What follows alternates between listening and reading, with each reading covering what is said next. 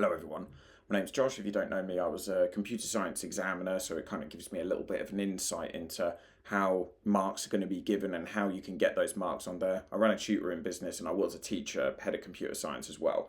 And this is for the AQA Computer Science Past Paper 2023, Paper 1. I can't include all of the information on here just because AQA haven't released everything to do with it, so I'll try and do as much as I can, which will give you hopefully a little bit of help in these. And I'll try my best to essentially go through and explain some of these concepts as we're going along so that you're learning, not just copying down keywords from time to time. As I said, I'll try and do my best. So the first question that we've got is describe the process that should be followed to add an item to a circular queue. Okay, and I've included a little bit of information down here about this, so hopefully this will make sense. The main way that the main difference that we've got with a circular queue is it's essentially, with a static queue, it's going to go in a linear fashion. So it goes like 0 is the first item, and then 1, 2, 3, 4. Okay. Now, the problem with a circular queue, which is trying to overcome, is if we need to start re-entering data into the queue, it kind of works like a circle, like this. So that, as you can see here, 2 is actually the front of the queue, and then we've got the back of the queue, which is 0. So how does what this question is asking is, how does it know to put the value at position 1? And we need to write the steps of doing that. So I've included a little table up here. So these are where the marks are going to be given. Let me make that a bit bigger. So the points that I'd be going for on this one is going to be, so for mark number 1, we need to be saying we're always going to check. First thing that we're going to do is we're going to check if the array is full. Then what we're going to do is we need to get the current index, and then add 1 onto this value to calculate where the next available space is. And that's just called like the next pointer, okay? This is kind of 3 and 4. I'll put 3/4, okay. Now this is how it calculates a different value to it. What you do is you get the current index, so +1, which is going to be the next pointer. And then what we do is we're going to mod the next value with the max size of the list. All right. In this case, remember arrays and lists are different, and it has referred to as talking about arrays here. So that's a little thing as well. Lists and arrays are different, so do make sure that you specify the difference between the two of them, and then you place value at this point. So that's how it can calculate, even though that we're on, let's say 2, how we can get a new value of 3, and how if we were at 4, we can actually get a new, the next value is going to be at 0. Okay, so that's how it's going to go, and that's the five marks that you can get for going through that process. Okay, so for the next questions, there was a logic question, but I think the picture was some of the information of how to actually work it out. So if anyone can get me that'd be great, because then I can actually go through that question, but I can't do it because the question didn't make sense without the picture, and AQA haven't released it. So it says we've got a tree data structure, and it says state 2 characteristics that make a tree, and it's a 2-mark question, so I'm just going to write that over here. So a tree has a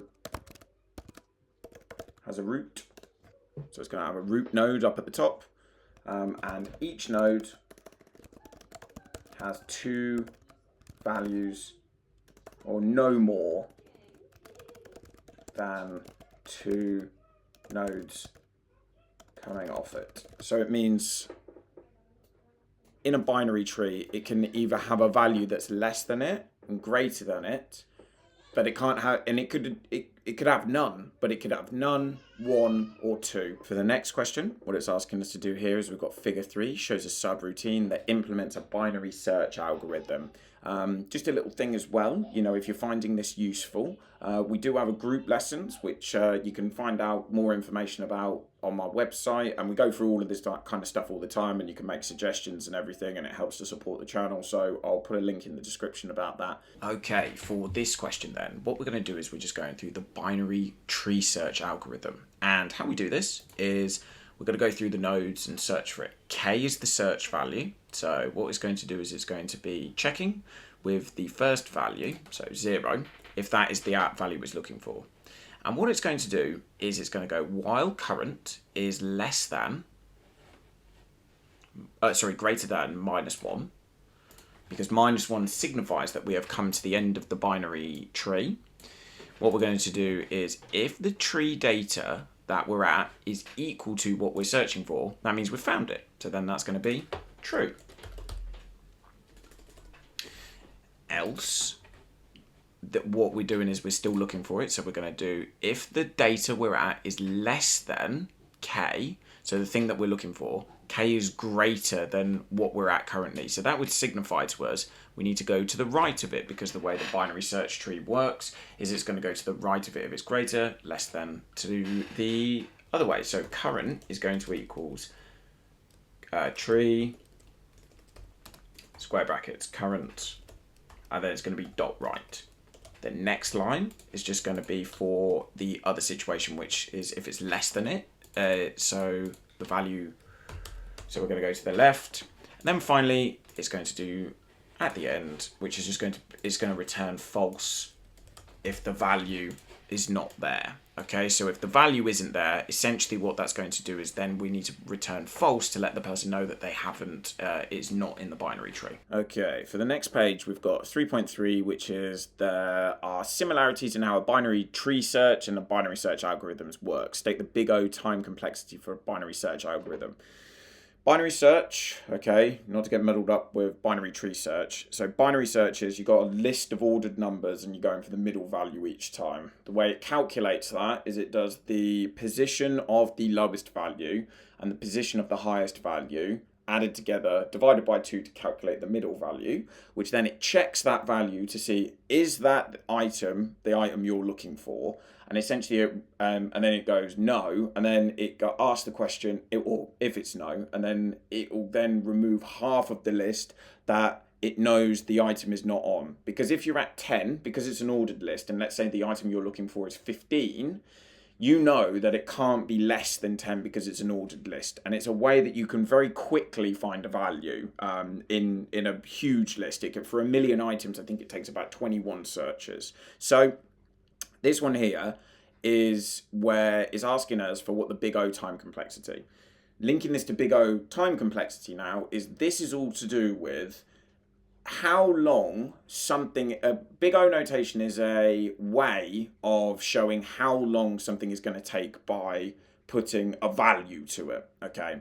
And essentially there are, sorry to give it another plug, but in the group lessons, what we do is we go through all of the different, algorithms, and one of those ones in there, but there you go. Okay, so this one here is going to be O, so that's where it always starts at. And then the idea with this one is the list halves, okay? So the problem gets smaller and smaller and smaller, open brackets, and then this is the value which we're going to put in there. So it's going to be O log 2n, which essentially means like the number of values. It's that 2, I can't do it on here, but it should be like little. It's just essentially getting across the point that it's going to half each time, okay? And it says, explain why the binary search algorithm has a time complexity stated in the answer for this one. So essentially, the list halves itself. Halves itself each time. I'll put that over there. So that's why. So the way that the algorithm works is it progressively makes the list smaller, which is why it's a really, really efficient one. So I'm just moving it over just to make sure that it's all a bit clearer. As you can see, it's a bit of a work in progress, this, but we'll go with it. Explain why searching for an algorithm in a tree or a list is a tractable problem. Tractable is all to do with if the buzzword that I'm looking for in an examiner is that whether you can use the word polynomial correctly. So it means that it has a time complexity, how complicated it is to search, of O(n) squared or O(n) cubed. O log n as well, O log 2n, sorry. So yeah, it's those ones where it's not going to be a crazy huge number, okay? Intractable problems are ones which are exponential. So the difference with exponential big O notation is O2 to the power n. So that can very quickly become a huge number. Factorial in there as well. So it's those ones that you're looking for, which can very, very quickly get huge, massive numbers. So those are the kind of words that I'm going to be looking for. So for linking this one, so it's going to be the time complexity.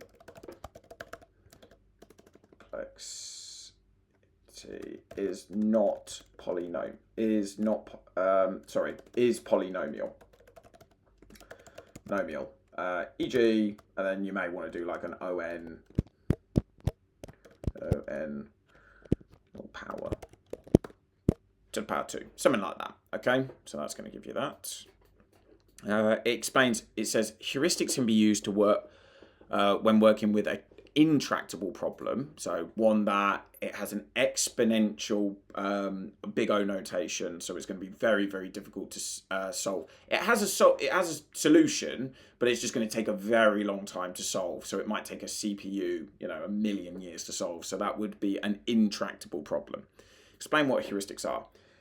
Heuristics are a best guess. Okay, so heuristics are a best guess which will take some information prior to carrying out the action, and it will try to reduce some of the searches or whatever action it's taking. So how A star, I know this is not on the AQA example, but it's a good example, is like instead of Dijkstra's, which checks every possible scenario, A star, what it does is it will have this thing called a heuristic, which will give the search algorithm some idea of what might be the best possible solution to take. So it rules out a lot of the searches, which saves the processor a lot of time, so that then it means that we can make decisions that may not be completely optimal. So doesn't always make optimal decisions, but makes it more tractable. So if you've got a very large problem, then that's something that you can do to work that out. So the next one there, which it says about explain what is meant by constant time complexity. So it means like as the problem, like the amount of stuff in the problem increases, the time it takes to do it stays the same. So more stuff, but stays the same, whether it's got 2 items in it or a million items in it. And I was looking around at different examples just to give you one. And the one that I got was hash tables. So that's, anyway, it's 2 marks. So what we're going to say is as the size of the problem increases, or size of the search, something along those lines, increases, the time taken to do it stays the same. So it's like it's constant. That's what it's getting at. Okay, people. So let's go for this question then, where you've got so we've got to do a bit of BNF, we've got regular expressions, we've got syntax diagrams, we've got all sorts here.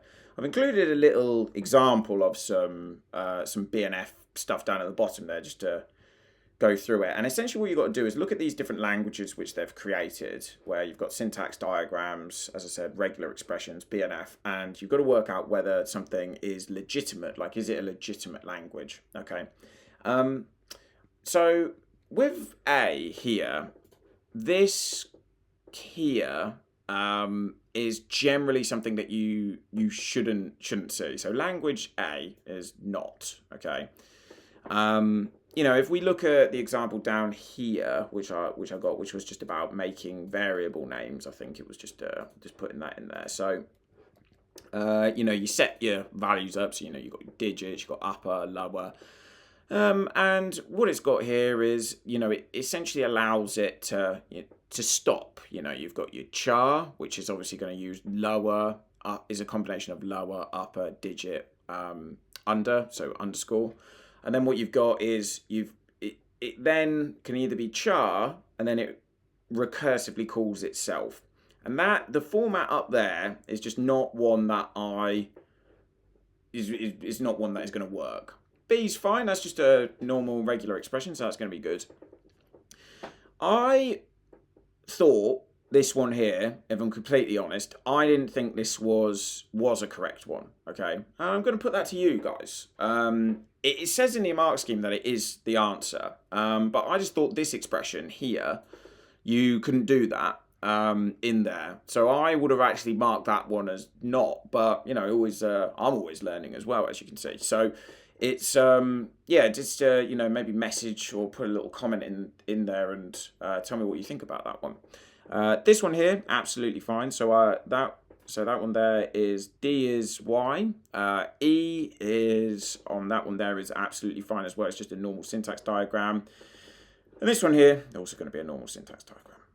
Two things that I'm going to just quickly go through today is we've got, so it says, show that the language defined by the union. So we're combining these two together. So you've got this expression Bn or n is greater than 0. So that essentially means we're always going to have one of B, yeah, so one of B, at least, or more.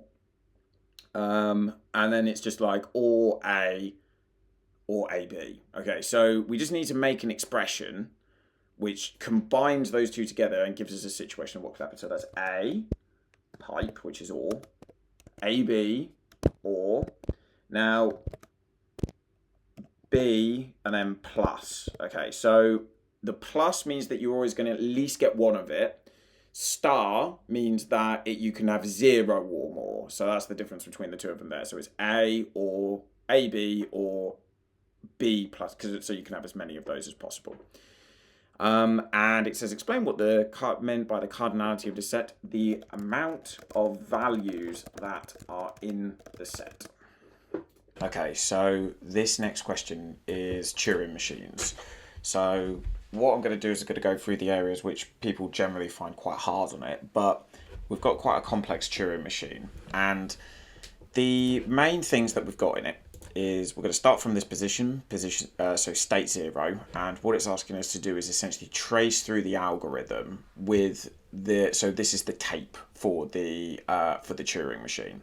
The star signifies whether we've got a value, is where the read and write head is on, and a square signifies an empty space. Now, if it also goes into the empty spaces, that is also an empty space. I know that may seem obvious to some people, but it's not obvious to some other people, is that even if there's not a square there, that's like there is a square there, okay? And what we've got to do is we've got to trace it through. So essentially with this, what you have to do is you have to put down all of the states. So we're going to start off with here, we're at state 0, and we're going to go to, so I'm just going to move this over just a little bit so you can see it better. So we're at state 0, and what it's saying is we're at 0, and what it's saying is what happens if so what happens at state 0 if our input is 0. So we're going to follow, so that would be what would happen. If it was an empty space, that would be what happens if it's a hashtag, but we're actually going to move over to state 2 now. So it's going to go 0, whereas actually, if it's on the other side there, that's a square. So that's actually going to change that to a square. That's telling us that the read and write heads moves to the right. If it's pointing the other direction, it's going to go left. This one here is going to be a 0 still, because that stays the same. And then this is going to be a hashtag. And then we're now at state 2 because we have moved from here to here. Now you just do the same thing, but you're going from here. So we're going from 0. So what's going to happen is we're going to go and follow this route here. So we're going to go over to state 1. So we're going to go hashtag. We're moving right. So all of the values to the left of it are going to stay the same. 0. In this case, we haven't actually got anything, nothing's going to change in this particular one, so that's actually going to be a 0 there. That is going to be a square as well, but sorry, it's a little hard to draw on it. And then we've got a 0, but the read and write head is going to move over again. So now the read and write head is going to be on this one, and that's signified by the star, and then the hashtag is going to stay the same. We're now at state 1. you go hashtag. With hashtag, and then what we're going to do is we're going to have a look. Now we're on a 0, so we're actually going to go back to state 2, and as you can see that gets changed to a square, so we're going to put square, an empty space, 0. That now changes to an empty space because that's on that side over there, and then this is going to move over here to a hashtag. Okay, we're now back at state 2. We're going to go for a hashtag again here. Let's have a little look. So always a good idea just to plan ahead. So the hashtag is actually going to move us over into state 4. Nothing's changing though, so it's going to be square, 0, square. And then what we're going to do is so this one, can you see that the arrow is pointing the other way? So that's telling the read and write head that it needs to move over to the left. That's going to be a hashtag. Still there. Okay, so it moves over, nothing changes, but now we're going from state 2 to state 4. Okay, so that's going to be state 4. Then what we've got is this is actually going to copy the same, it's going to be the same thing over and over again until we get to the hashtag, because can you see it says if it's a 0, an empty space, a square, or a 1, we're going to move the read and write head over. And it only changes when we go to a hashtag. So it's actually, this is going to be the same thing over and over again. So we're going to do hashtag here, square, 0 here, put a little star on that one because it's moving the read and write head over there, square, hashtag, that's going to stay the same. Here's going to be a square there. And then that's going to be, we're still in state 4. So we're going to actually be in state 4 for a little bit until we get to the hashtag. So that's a square, 0, square, hashtag. This is also going to be state 4, moving it along to over to this one over here. And then we've got hashtag, star, and then all of those are going to stay the same. So square, 0, square, hashtag. And now we are still at state 4, but now things are going to change because it says state we're at here, but we're actually going to move over to the left, but we're changing state now, aren't we? So the star is going to go here, hashtag, square, 0, square, hashtag, but now we're in state 5. Okay, so let's have a little look at what happens here. So this is actually what's going to, and this is quite confusing, this one. And I think this is a little bit sneaky of the exam board to do this actually, is that in this case, can you see that it says like, so square is an empty space. So that's what that means. So it's actually, we're going to activate this one here. And I don't think that's super obvious on this as well. So just, you know, that's a little trick actually, which I don't think is very fair on you guys. But anyway, so the square, the empty space is going to change to a 1. It's going to move it to the right, so that it's going to go over here. It's going to be a square, a 0, a square, a hashtag, and then this is going to be we're now at state 7. So we're at the hashtag. So again, so this is actually going to take us back up to state 0. So we're going to go 1. The read and write head's going to move to the right. Square, hashtag, 0, square, hashtag, and then we're going to go, and then we're at state 0. Now we're at the square there, so that's actually going to be, it's going to move along 1, so it's going to go 1, hashtag,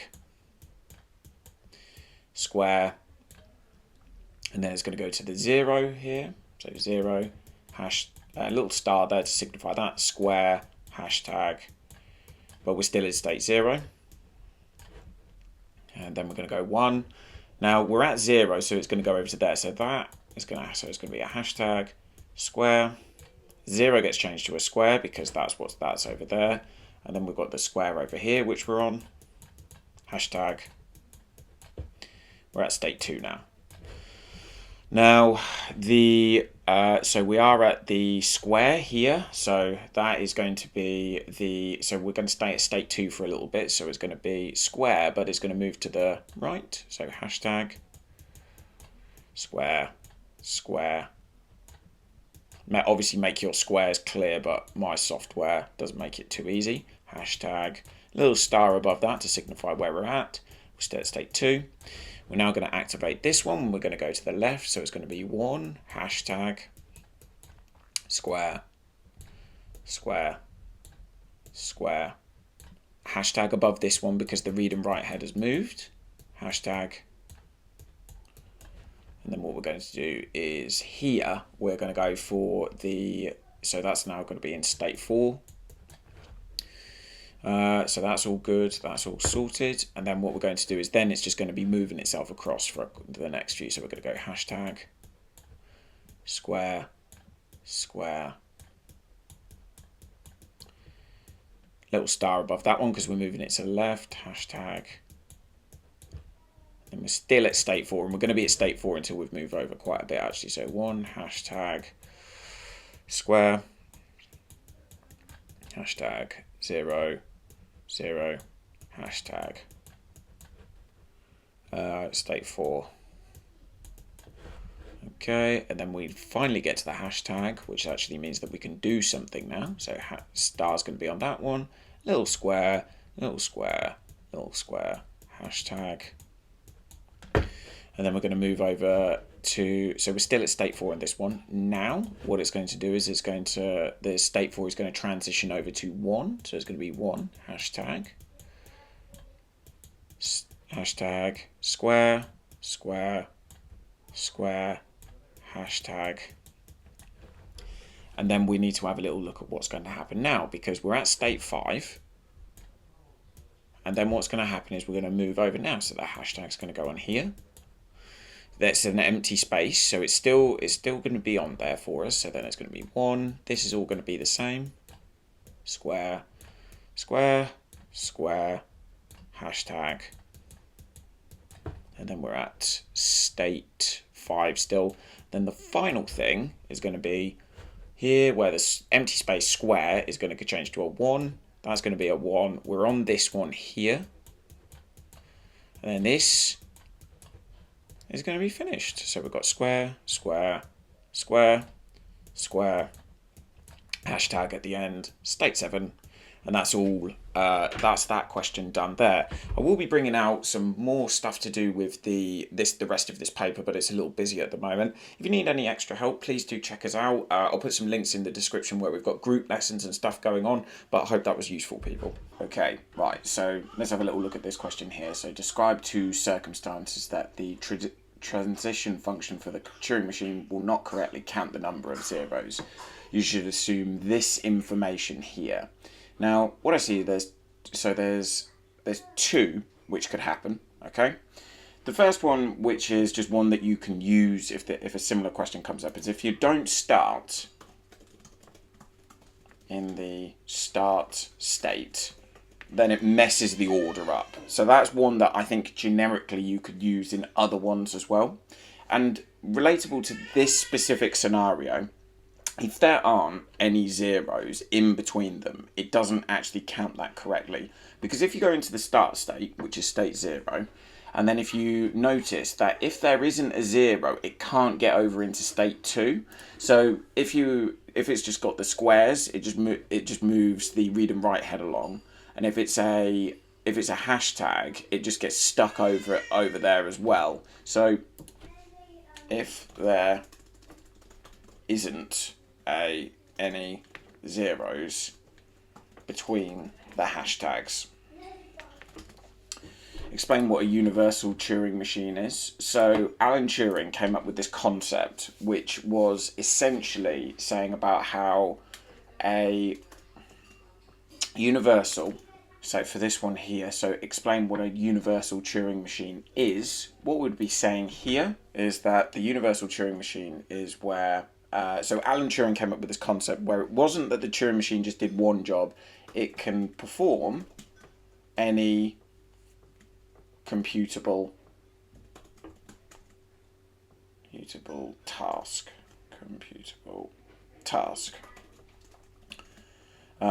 It stores the instructions on the tape And then what it can do is then it can process a variety of different instructions. And it was essentially the first idea for a general purpose computer. So it was this idea that instead of a Turing machine just essentially just performing one task, that it could perform a variety of different tasks in there as well.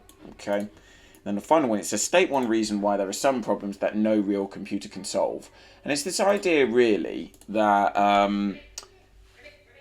computers are limited by memory and hardware requirements.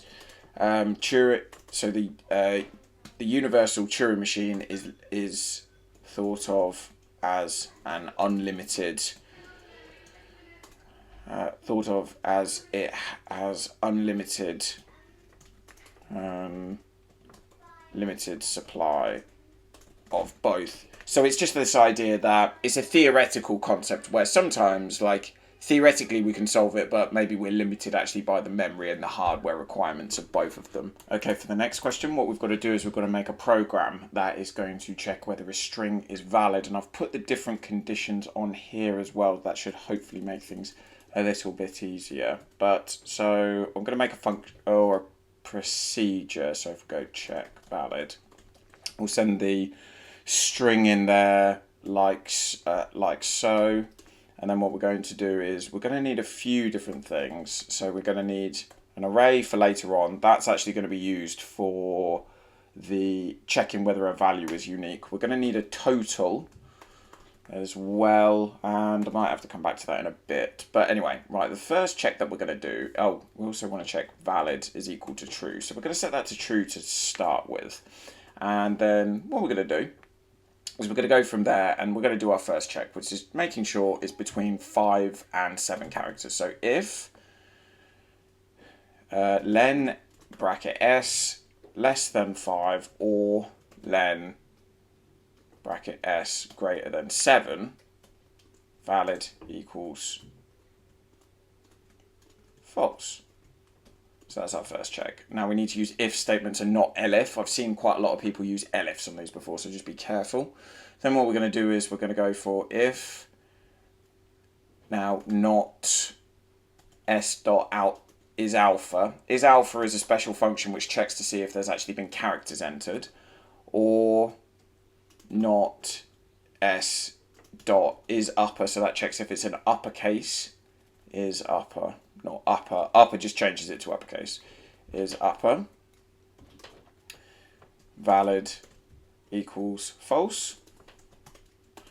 Now on this one here, what we're going to do is we're actually going to get a for loop to run through this. So we'll do for char in s, which is going to be our string. Okay. Then what we're going to do is if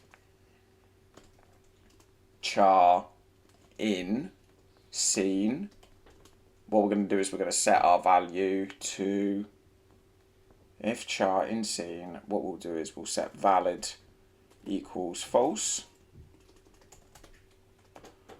And then we're going to run through the rest of it, and then we're going to do scene dot append, and then we're going to put char in there. Okay, so what that'll do is that'll run through our string, and then if we end up finding one that is already in there, so we keep appending so we append the value. So let's say that we put letter C in there, that appends it to the scene list. And then what happens is as we're checking through, if they end up matching one of the ones that we've already got in there, that'll check that, and then the valid will be set to false there. The last one there is we've got to check the sum between the ASCII codes. Okay, so we're going to do that again. So we're going to do for char in s, and then what we're going to do is we're going to go value equals odd, which essentially changes the ASCII character to a number. We're going to add that to the total. Total equals total plus value. And then we need to do a check, which is if total less than 420, what was it? Or total greater than 600, valid equals false. Okay, and then what we want to do is we just want to run some kind of check just to message them and say, so if valid equals true, print true. Otherwise, what we're going to do is we're going to say else print invalid or something like that. Maybe we could put valid. That might be a little bit of a better one in there. And then it has asked us to enter a couple of values in there as well. So let's just, so then what you have to do is run the test, a couple of tests just to show it actually doing stuff. So if we just get this to work, so if we do check valid, and then we put the thing in there. I think one of them was all caps boil, which is too short. So that should say, if we've done it correctly, valid equals false. Where have I put that there then? So valid equals false. So I must have done it on line 16. Oh, here. There we go, run that. Don't know why I've put that on a couple of them there. Right, run that. Okay, so that says invalid. If you wanted to, you could also put like a message as to like why it's doing it. So if it activates the false there, you could maybe put in a print statement just being like, oh, this is why it doesn't work. What was one of the ones which it wanted us to test as well? Was it roast or blanch? I think blanch was a good one. So let's try that one. So blanch. If we do that, it says valid, so that's one of our valid tests there. I hope you find this useful, everybody. If this is something that is useful to you, we are running group lessons, one-to-one lessons, and I have got some online courses as well. I'll put a link in the description, but if you keep finding this useful and you're just getting stuff from the free stuff, just keep watching that. Otherwise, come check us out and see what we can do to help.